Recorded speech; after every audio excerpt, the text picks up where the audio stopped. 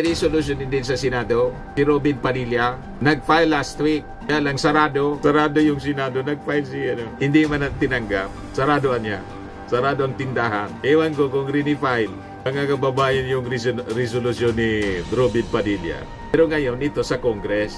Ayan po, House to be closer to 20,000. Iba-iba, sabi, more than 30,000. So sabi nila sa kanilang draft resolution, the House of Representatives as the duly elected representatives of the Filipino people. O ngayon, dito naman po kay Sara, dinakbakan uli ni Jose Claire Castro si Sara yung pag-travel niya sa iba-ibang bansa para sa rally, Bring Him Home rally para sa kanyang tatay. Dapat na niya talaga mag-report ka. Not on a holiday.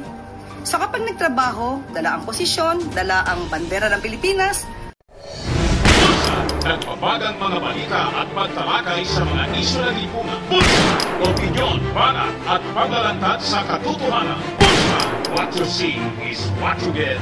You decide. Ito po mga kababayan, si Dante Maravillas, Bicolano vlogger, broadcast journalist from Albay. O ngayon, may resolution pong pig file, tinag-file sa Kongreso. Ang purpose mga kababayan, i-block yung ICC release ni Digong. Tapos yung planong i-repatriate po, ang nagplano po nito siya. Resolution din sa Senado, si Robin Padilla, nag-file last week. Kaya lang sarado yung Senado, nag-file hindi man tinanggap, saradoan niya. Sarado ang tindahan. Ewan ko kung rini-file mga kababayan yung resolution ni Robin Padilla. Pero ngayon, ito sa Congress. Ayan po, House urged to oppose Rodrigo Duterte's ICC release repatriation. A resolution urging the House of Representatives to oppose efforts for the interim release and repatriation of former President Rodrigo Duterte from The Hague, Netherlands has been filed in the lower chamber. In the context of the International Criminal Court, an interim release, also known as provisional release, is a temporary discharge of an accused individual detained by the court. Ngayon, yung Makabayan Black Lawmakers, sina ACT Teachers Party List Representative Antonio Tino and Kabataan Party List Representative Renico filed House Resolution number 9. Ngayong araw na to, mga kababayan pa lang, the measure seeks to support Duterte's continued detention at the ICC for alleged crimes against humanity committed during his administration's bloody war on drugs. Malamang mga kababayan, pagsimula ng sesyon, i-fast track yung passage nito ng Kongreso. Pagkatapos, akusahan naman po ni Sara Duterte na ang author nito si Martin at sulsul ng ating Pangulong Bongbong Marcos. Hindi man po niyan maniniwala yung mga kababayan natin. Sigurado yun ang magiging akusasyon ni Sara at saka idadaldal ni Atty. Harry Roque na nakikipagsabuatan sa mga komunista niya. Si Martin Romualdez, yung ating Pangulo, nakikipagsabuatan na niya sa mga komunista para idiin yung dating Pangulo. Malabo pa ang mga sinasabi ninyo na mga left-leaning congressmen, yung mga party list representative nila na sinasabi ninyo. Malabo na ma-impluensya ni Martin Romualdez. Malabo, lalo nang malabo na ma-impluensya ng ating Pangulong Bongbong Marcos. Kasi itong mga party list representatives na to, may sariling gobyerno, may sarili silang agenda na yung agenda nila mga kababayan kontra sa mga agenda ng ating Pangulong Bongbong Marcos. Mga anti-Marcos forces yan. Dahil sa impeachment po, paulit-ulit nating sinasabi kasi paulit-ulit yung kanilang kasinungalingan. Yung mga nag-file ng impeachment po, Makabayan Black, Civil Society, lahat anti-Marcos, Akbayan, anti-Marcos din. Yung grupo ni Riza Ontiveros, yung grupo ni Seljokno, yung nag-endorse po si nakalimutan ko, Sindanya, yun ang nag-endorse. Kaya malabo po na ang nasa likod nito, ang utak ng lahat ng ito, na trouble na kinasandakan ng mga Duterte, ang ating Pangulong Bongbong Marcos. Unang-una, ang ating Pangulong Bongbong Marcos, weak leader. Weak leader yung ating Pangulong Bongbong. Lame duck, sabi ng mga dilawang analyst. Pero, ang tinatawag nilang weak leader, lame duck, sa panahon niya, nakakulong si Pacquiao. Nakulong, mga kababayan, si Pacquiao. Nakulong si Digong. Diniliber sa ICC. Nakulong si Tebes, Congressman Tebes. Natanggal at nahuli, mga kababayan, si Alice Goo. Natigil ang pugo kung saan nasabit si Harry Roque, naging pugante. O naniwala pa kayo na yung ating Pangulong Bongbong Marcos, weak leader, lame duck president, naging pugante si Harry Roque po. Ngayon, tiningnan mo si Harry Roque, parang baliw na, nababaliw na po. Higit na lang ang sayaw-sayaw. Kasama si Marlica. Ang ka-level na niya ngayon, si Marlica, nagsasayaw ng bangag. ngiwi, butod. O ngayon, going back dito sa ating kwento, walang maniniwala sa inyo kung iaakusa na naman, ituturo na naman ninyo yung ating Pangulo ang orchestrate nito, ang utak. Ang utak po nito, AK Party List. Silang nakapirma sa resolusyon, silang gumawa ng resolusyon. The anti-drug campaign DAP o Plan Tukhang left at least 6,000 pesos dead. However, human rights groups estimate the death toll to be closer to 20,000. Iba-iba, sabi, more than 30,000. So sabi nila sa kanilang draft resolution, the House of Representatives as the duly elected representatives of the Filipino people must stand in solidarity with victims of human rights violations, especially those committed by state actors in the pursuit of justice and accountability. The basic tenets of a democratic and humane society, sabi po sa resolution. Now, therefore, be it resolved as it is hereby resolved that the House of Representatives opposes any and all efforts for the interim release and repatriation of Rodrigo Roa Duterte from The Hague, Netherlands. It adds, as a background story, on June 12, Duterte formally appealed to the ICC for interim release to an undisclosed country, citing the willingness of a certain state party to host him. However, prosecutors opposed the appeal and asked the tribunal's pre-trial chamber 1 to reject the request.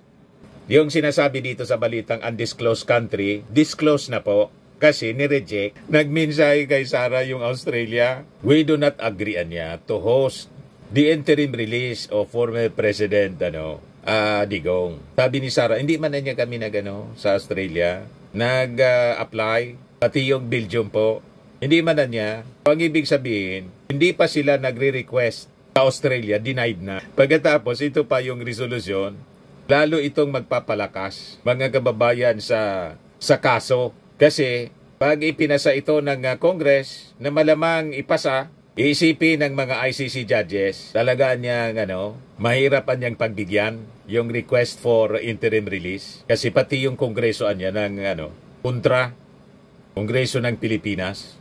Deputy Prosecutor Main Manjay Nyang argued that Duterte's continued detention is necessary to ensure his appearance at trial.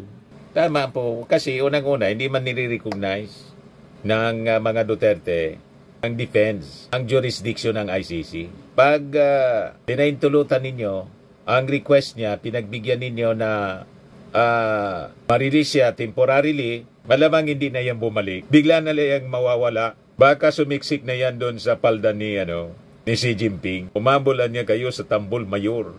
Mahirapan na humarap sa trial. Diba? So sino pa yung itatry mo na wala na yung itatry kung tumakas na? Ang argumento nila, paniwala nila mga kababayan, kinidnap si Digong, pero gustong bumalik dito sa Pilipinas kung saan yung gobyerno ay inaakusang kidnapper. So babalik siya sa kidnapper. Yung kinidnap, yung victim ng kidnapping, babalik sa kidnapper.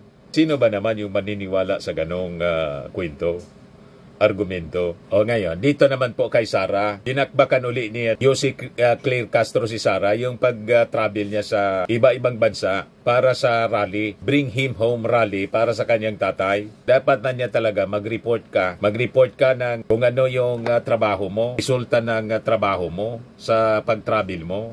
And sabi dito, Palas to BP Sara, lack of knowledge on ethical standards cannot be concealed behind profanities. So Malacanang has Islam Vice President Sara Duterte anyo in relation to her recent personal trip sa Australia, lalo na nang tawagin niyang estupido ang administrasyon in questioning whether her recent trip was indeed personal or official. Tinawag pang bobo. Mga bobo lang anya yan dyan sa Malacanang. Palitan ko anya ng medyo maganda, mentally disadvantaged anya. Pero bobo pa rin anya. Sabi po ni Sara, sabi ni Yossi Claire Castro, ang kakulangan po sa kaalaman sa batas, sa ethical standards ay hindi po maikukubli sa pagmumura o pang-iinsulto. Castro has been insisting that Duterte must report her accomplishments to the people after claiming that she was still working during her personal trip sa Australia. Sabi naman ni Sara, walaan niya akong obligasyon to tell the public about her personal trip, maintaining that public officials who are on leave for personal trips and did not use the government's money do not need to disclose anything to the public. Ngayon, ito yung sagot ni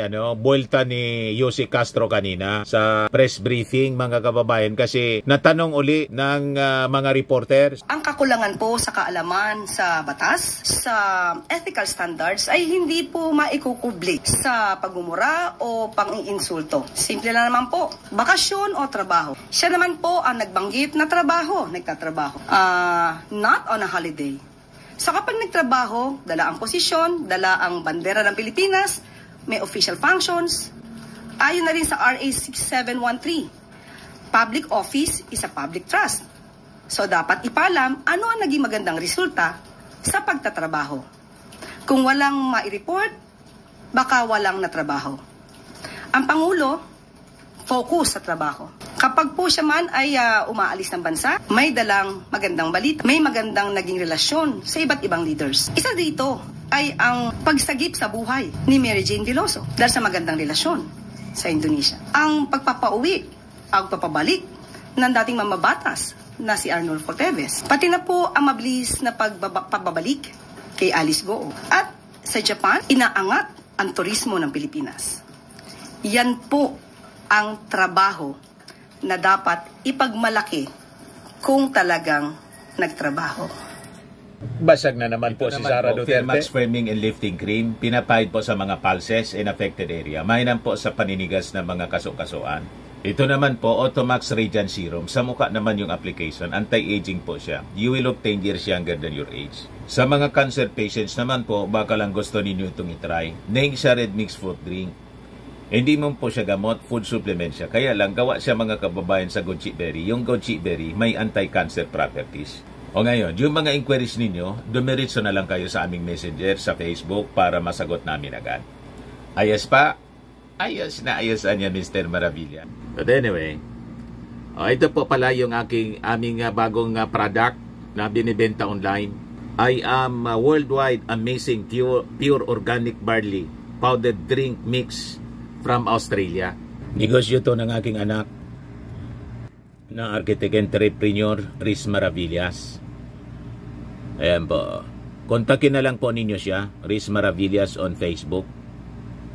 Ang mga health benefits niya, boost immunity, improves digestion, enhance energy levels, packed with antioxidants, prevent cancer.